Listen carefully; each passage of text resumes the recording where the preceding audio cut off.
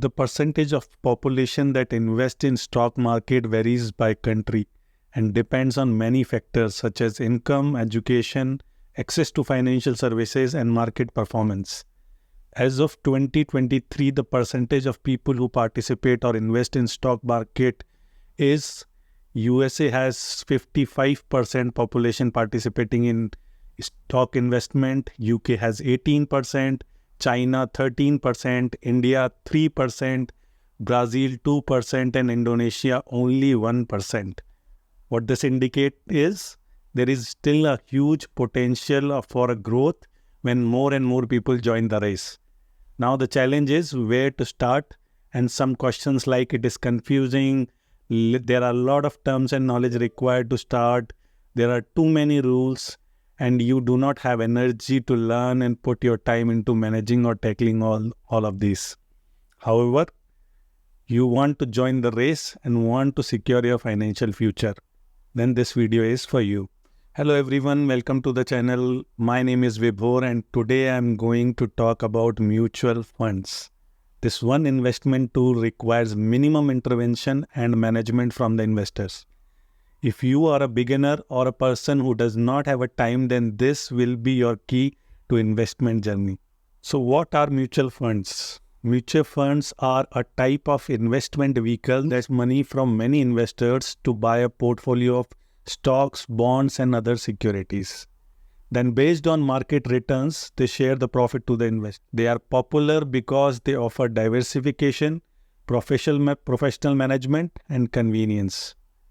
But how do they work and what are the benefits and risks of investing in them? Let's find out.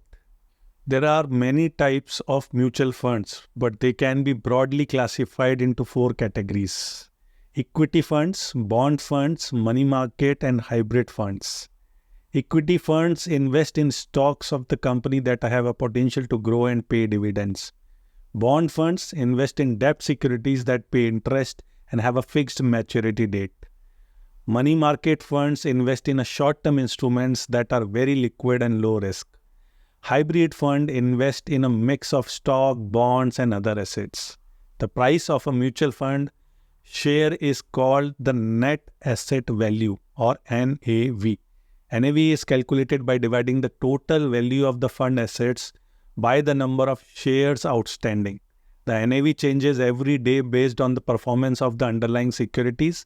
When you buy or sell a mutual fund, you do as at the NAV plus or minus any fees or commissions. Choosing the best mutual fund depends on your investment objectives, time horizon, risk appetite, and cost considerations. You should look for mutual funds that match your goals, have a consistent track record, recharge reasonable fees, and have a good reputation. You can use online tools like Fidelity Mutual Fund Screener or Investopedia Mutual Fund Finder to compare different mutual funds based on various criteria. I will leave the link of these comparison tools below in the description. To recap, mutual funds are a great way to invest in a diversified portfolio of securities with professional management and convenience. However, since you are passing your headache to someone else to manage your money, they also have some downsides such as fees, taxes, and lack of control. Therefore, you should do your research before investing any mutual funds and make sure it suits your needs and preferences. In my opinion, the best strategy in investing regularly, systematically in the mutual funds for at least 5+ years to see the full potential of your investment. I hope you found this video helpful and informative. If you did, please give it a thumbs up and subscribe to the channel for more videos like this. Also, feel free to leave a comment below if you have any questions, suggestions about mutual funds or investing in general. And don't forget to share this video with your friends and family who might be interested in learning more about mutual funds or in general want to start their investment journey. Thank you for watching and I will see you in the next video. Cheers.